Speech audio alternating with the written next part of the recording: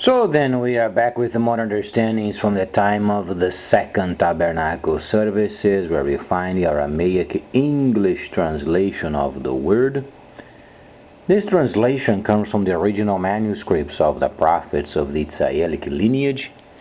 So then we can understand the time of the end. As per YershiYAhu the prophet, we find layers of understanding of the spring feast, the autumn feast, and also the returning of the cities of the Mashiach laid waste for many centuries. As we read it in YershiYAhu the prophet, it's always important reading sections of the 23rd chapter of this great prophet, because during this period of time of the restoration period of tabernacling, there is a section related with the trade, and Daniel the prophet, mostly he was a person related with the kingdoms of his time, and he was a tradesperson. If we make an evaluation of Daniel, understandably he was from the tribe of Dan, judge, yet Daniel was mostly related with the finances or then the trade on behalf of the kingdoms he worked under. So then, because of this factor, his contemporary Ezekiel, he was then mostly relating his understandings and prophecies with tabernacling. So then, during this time of the restoration period, there are transitions related with not only tabernacling but also with the trade. So then came out very important news, and truly these reinforces the great explanation of the prophet Daniel related with so many variables, while then the nations are obviously trying to organize themselves after the period known as the New World Order. So there is a period of time where those types of trades exercised in the past, before 2008, gives us a few glimpses of the future trade, and reaching then Revelation, the 8th chapter. So in order to become more familiar with it, let's then take a glance of this particular news related with the TPP, the Trans-Pacific Partnership, and the concerns of these nations regarding then the new President of the United States, and some of his statement related then with the protectionism tendencies of then the great nations of the time of the New World Order. So there is a reason why Daniel the 11th chapter, the 21st verse, speaks of a system that was then weakened. So when we make an analysis after the 21 economies that comprises the APEC, and this year in Peru, South America, this is the 28th yearly Asia Pacific Economic Gathering. And then obviously there were some situations related with then what was the Kingdom of Great Britain. Obviously was a great empire, and the United States. So it shows some understanding related with a transitional time. It's not talking bad of these nations, because we are relating the situation as a system of trade. So because of a transitional time these 21 nations, they are truly concerned of then the stance of the United States in trying to get back in those times that previously were obviously sections of the trade that no longer is in working condition. In other words, first, then the new president has strongly criticized the existing government, and this truly is not proper during this period of time, because an existing government should not have political dynamics during a legal period of time. So sometimes the situation is interpreted in a certain way, but most often than not, you find then when a legal existing government is active, it is considered somewhat dangerous when there are political dynamics criticizing and generating confusion and trouble during an existing legal period. So this truly is related with the Trans-Pacific Partnership Initiative, and it's stated that it's bad for America. For instance, Australia, Brunei, Vietnam, Canada, Malaysia, Mexico, New Zealand, Peru, Singapore, Chile, and Japan, they had come together during this period of time of the TPP, and these nations now are concerned what kind of a trade relationship will exist with the United States. So they are concerned because this government failed regarding then the TPP deal. Now there are levels of situations related with this, but then some of the presidents of South America was highly criticizing, and truly is giving us a few glimpses of what Daniel has stated in the 11th chapter of Daniel, in the 21st verse, concerning then the prophecies, the reflected prophecies. And these, they are giving us a step-by-step formation of these nations that are placed in a certain position from a trade's view, not from tabernacling view, not from the scripture recorded as a whole, but the specific understanding of lines of trade from Daniel's point of view. So YershiYAhu had a viewpoint of tabernacling. As we read, we say YershiYAhu Galah did Galah through YershiYAhu. So when we read, we understand YershiYAhu Galah is behind it. So it comes in a natural way because we are involved with the presence of YershiYAhu. So instantly our spiritual understanding relates with it. So when we are talking of trade, in Daniel works very much the same way as it did with the YershiYAhu.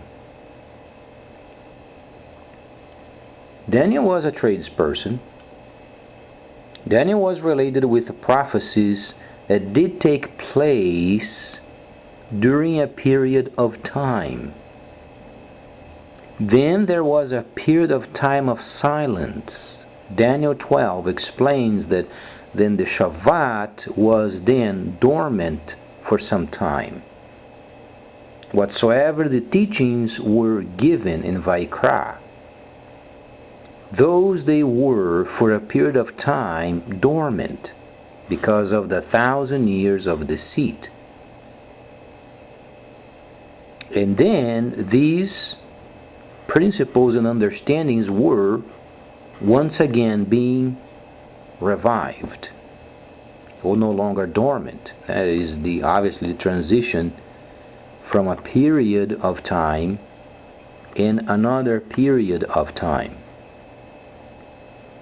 That's why the scripture from the original manuscript are so widely studied, and the resistance of studying these manuscripts, it's not as high as before,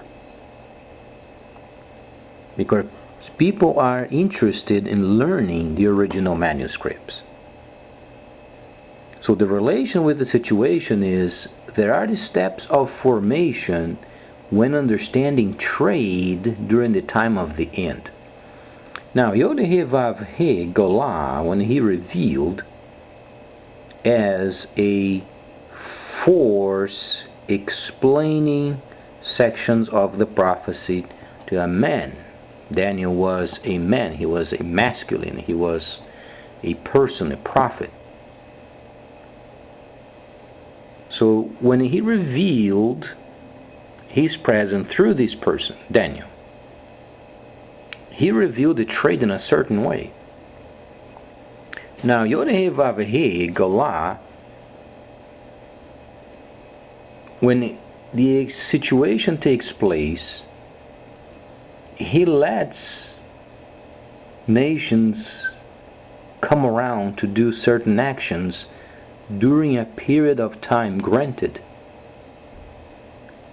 So when Daniel 12 explains the situation that the Shabbat was placed aside for a moment, for a period of time, then the nations did what they wanted.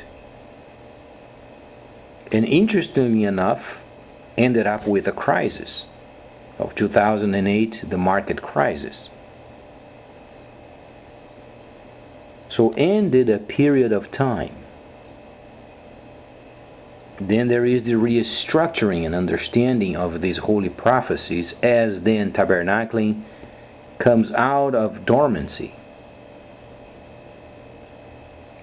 And because of these, then the trade is lined up per the teachings of Abraham and his first son.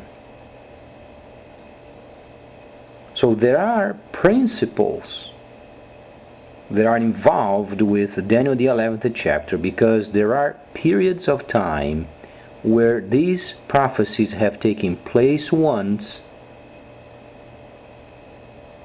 and then came the 1,000 years granted for the nations to do whatever they wanted, and then the reflection of the prophecies that were given step-by-step formation during a period of a restoration prior of the final combat of the end, or then the autumn feast.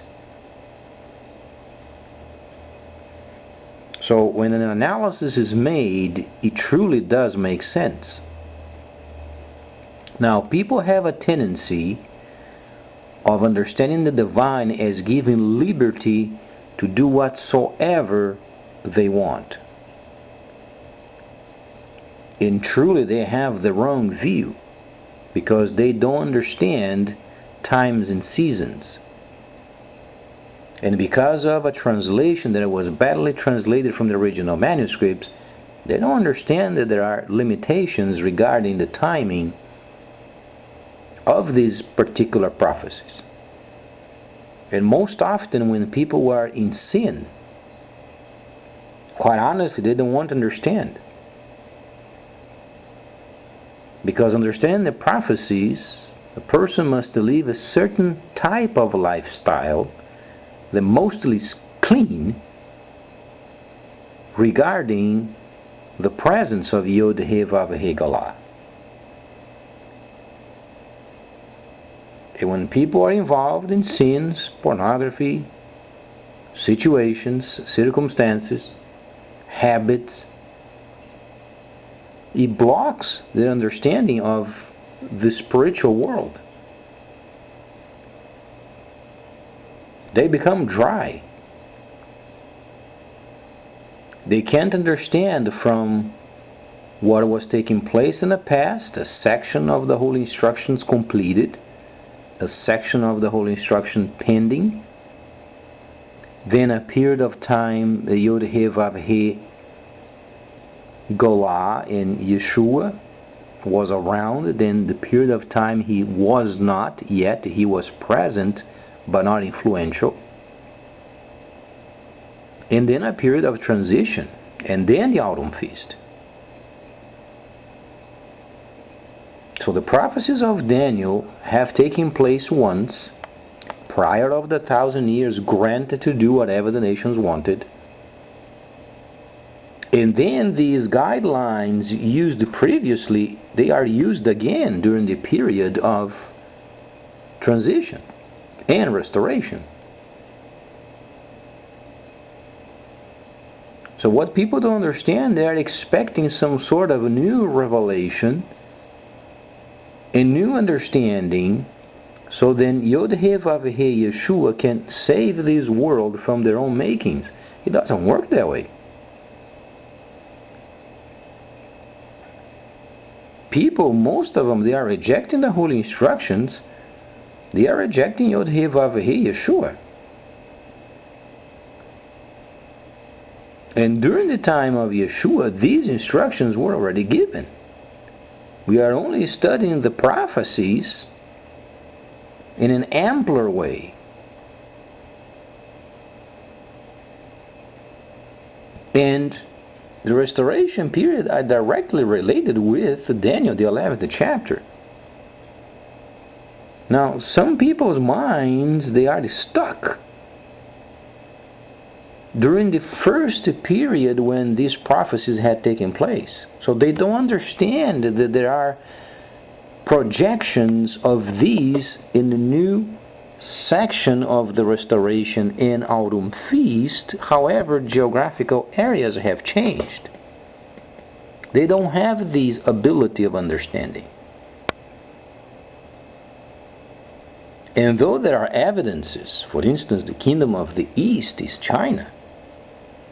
So there are glimpses and understandings and indications that these particular prophecy, when you relate and link the kingdom of the east and you read the Revelation, you find then that the armies of the east, then there is a very strong link making sense with the trades portion of these prophecies. But then people, once again, they live in sin, they live in lifestyles that, it does not represent the presence of YershiYAhu in any of the functions, and then they expect the divine himself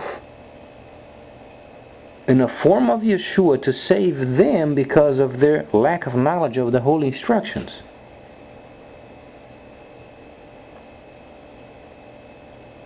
So, the situation then at the moment is showing that the weakening of this system is related directly with the United States and Great Britain, system-wise. They are not being critical of the nations themselves. But because of Daniel's directives, that's where then our understanding becomes clearer. We are dealing with Hebrew text from Daniel, giving us a step-by-step formation of dynamics dealing with these nations of the time of the restoration and the time of the end. Restoration, because in 12th chapter explains then the Shabbat being placed aside. The true Shabbat, not the traditional Shabbat.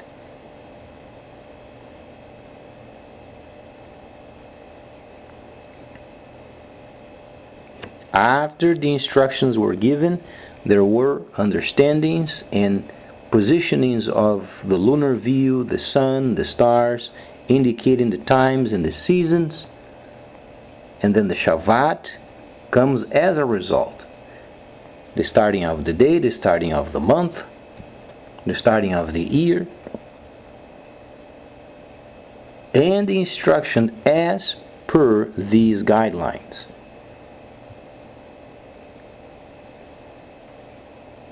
So when we read these understanding from the new President of the United States and what he has a plan of taking the nation back from a period of time that no longer exists, quite honestly, per the instructions, is truly a waste of time. Because our system must be weakened for a period of time. Now, the situation of weakening of a system is in a financial understanding of a nation.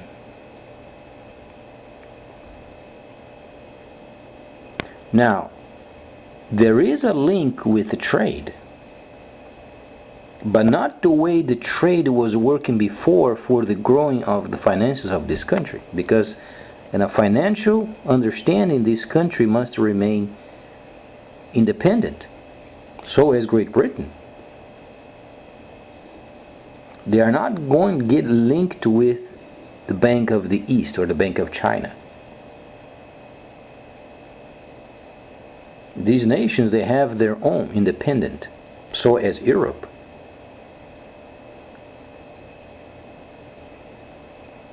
That's why then when these dynamics are studied, we must have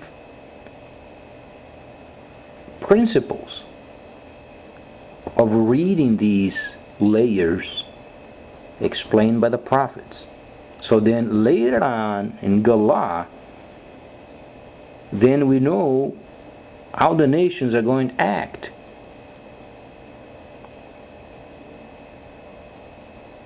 So then, global trade. The APAC is facing then many situations, and what concerns the global trade is this: its growth has halted in recent years. They observe the big companies have gone bankrupt and were forced to do restructuring.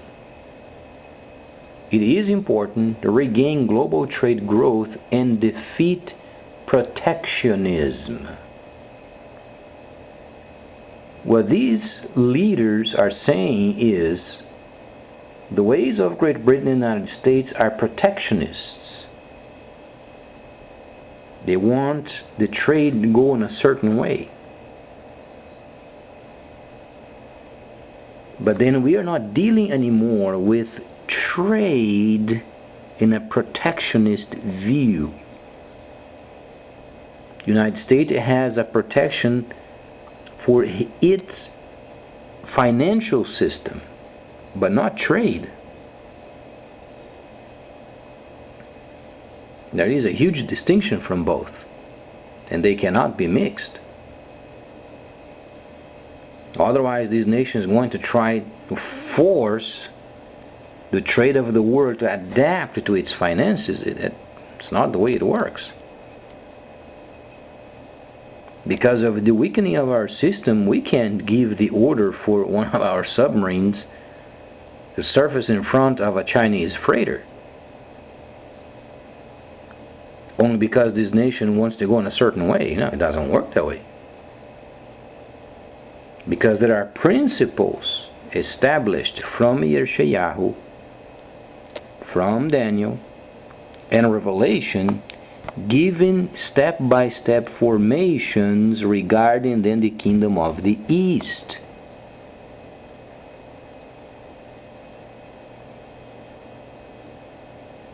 Now, at the first glance, it's showing a lack of knowledge of flow of trade events and dynamics from this country, because they have done so in a certain way for so long.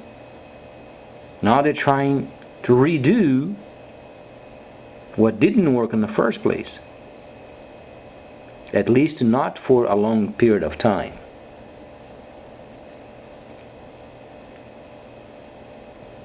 So then, what these leaders are concerned with is then establishing or restructuring the financial system based from an U.S. view of finances. And quite honestly, the nations, they don't want. What they do want is trade with the East. Now, because of these evidence in these particular gatherings of many nations, we know that Daniel, what he said was true. There is a system, and the 21st verse of the 11th chapter is the system of the United States. However, later on, not very many verses later, we find that this system then is strengthened. But not because of the financial way of dealing with the trade previously is reestablished. No, it's because we have a direct link then with the continent of Africa. That's what then YershiYAhu the prophet mentioned in chapter 1:8, and then the violent ones beyond the rivers of Ethiopia. There is the Nile, the White Nile and the Blue Nile. If you verify, if you have any knowledge of geography, you can understand the region pertinent for the trade of the time of the restoration period is directly related with the minerals.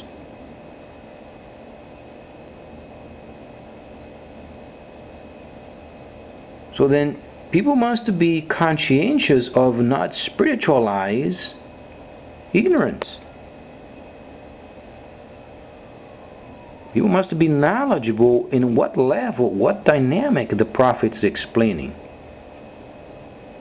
So as in YershiYAhu, so as in Daniel.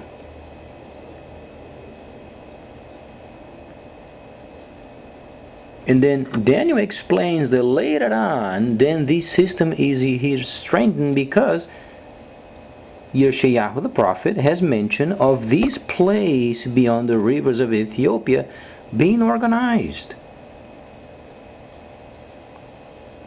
So it was important after the Great War in 45 organizing the crude industry. So as it is important organizing the Congo. The world cannot function without cobalt, without coltan, and the other various rare materials found in the great continent of Africa. And there is also, besides trade,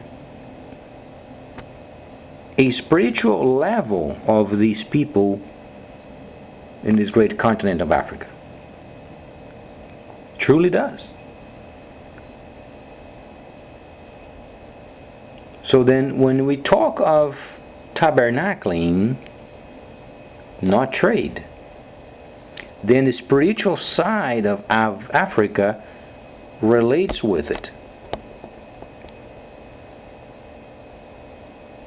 So it's extremely important for this nation not to waste time in the Middle East, neither in the Pacific. We have nothing to do in those areas. Not anymore. What we had to do there was already done. Our main concern is organizing the continent of Africa. So then we get a hold of a system that is absolutely required for the industry of this modern time. And while then we help Africa overcome their problems and organizing themselves, in exchange for these, they adopt our money as a means of international exchange. It does not mean they are going to use the USD as their everyday money. And this particular point explained by YershiYAhu the prophet is what makes then Daniel write a few verses later that then this system then is strengthened.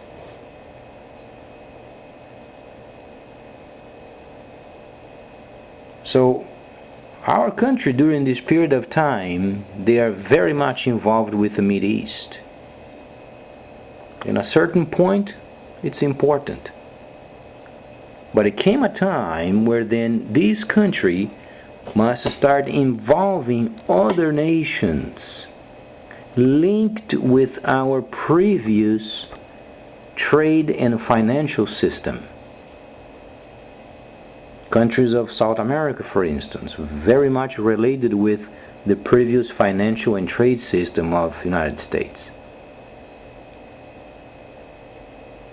And then coming up with the plans of organizing these countries, of taking on responsibilities in the Middle East.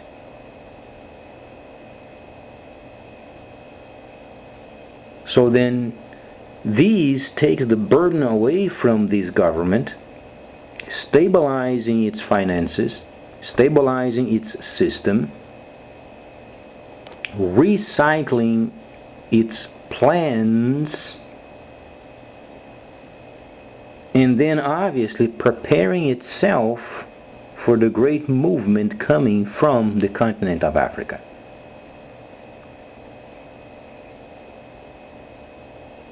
In principally Congo.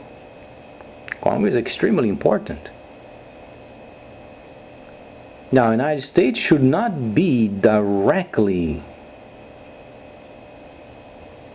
soldiers-wise, involved with the Congo, because they have so many riches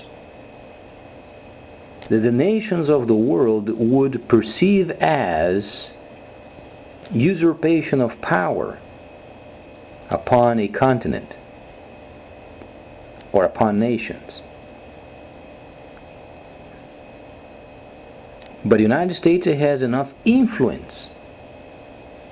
They can request services from other countries, taking on responsibilities elsewhere. And one of these areas, obviously, is Congo. Through UN, United States can do this, can be very influential. And only a portion of the military of the United States going in these troubled areas of Africa and directing other armies. Not truly in big numbers,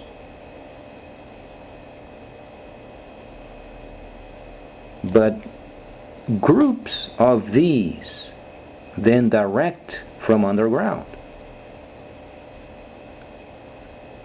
These would provide organization and would provide ways of establishing constancy or regularity of work, human rights, and most important, stabilizing our economy.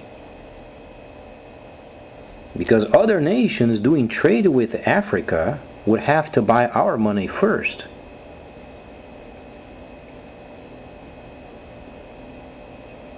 Some people say monopoly or any other situation, but Africa has a choice.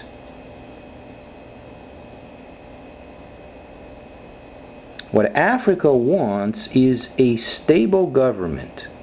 They don't want to be on the defensive thinking, oh, these nations are going to take advantage of us.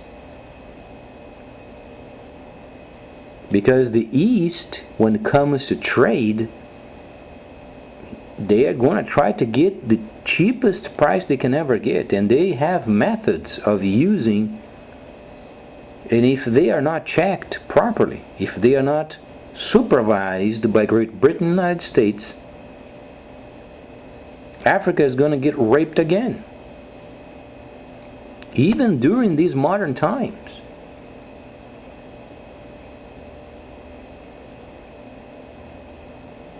So it's a very serious situation that the leaders of Africa should be concerned with, because the Kingdom of the North, the Soviet Union, is becoming militarily strong. And when the socialist powers, they come together, they're going to try to get as cheap as they can.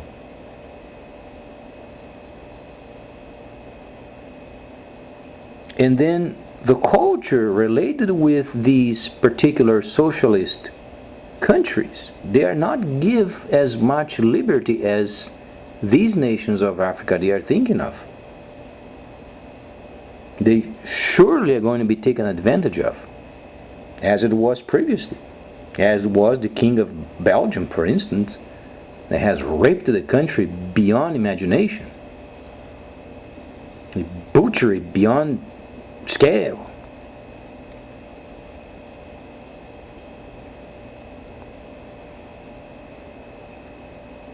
So Daniel, the 11th chapter, is extremely important and details step-by-step formations.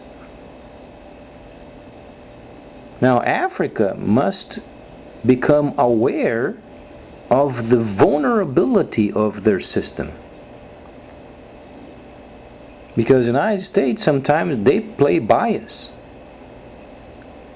but these nations, these socialist nations, they are not as biased.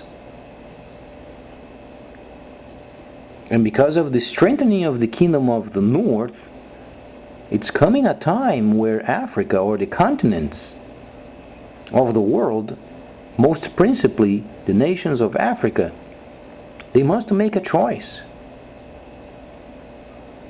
Either they are going to get forced by outside forces, or they are going to be raped again trade-wise.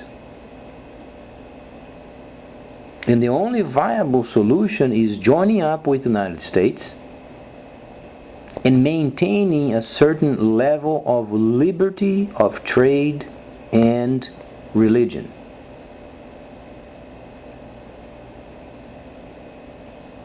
So these maintains the financial system of the United States independent, while details of trade are being worked on.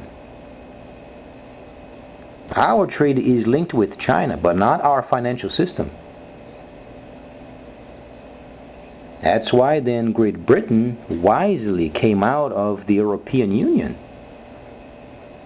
So we find a carbon copy from both places, because these places must remain independent.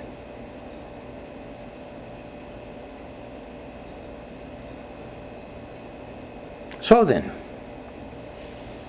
Africa has a very important decision. Though a lot of people, unfortunately, they don't have the privilege of studying. Most of them are the slaves, modern time slaves. But the leaders are finding themselves being aimed by the divine. They must answer someday for their actions.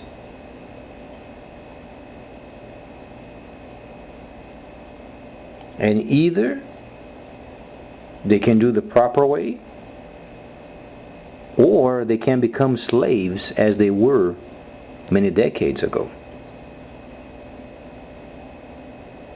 An indication from the Holy Instruction is giving us portions of these countries of Africa adopting the United States system of finances while linking their trade with the East. It's a very fine point of understanding these dynamics that Daniel is explaining.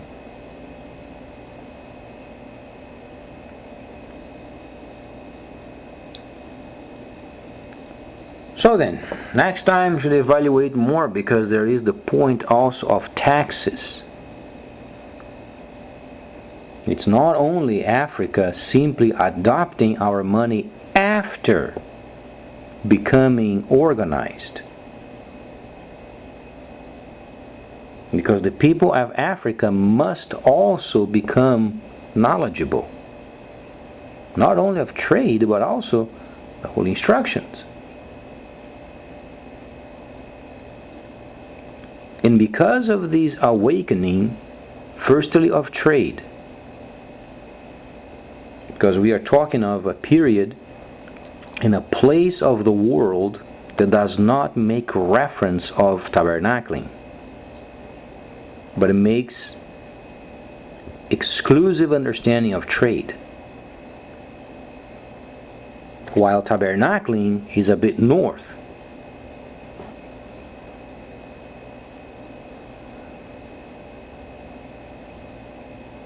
In the United States, because of the strengthening of the United States, Africa also becomes wealthy, obviously.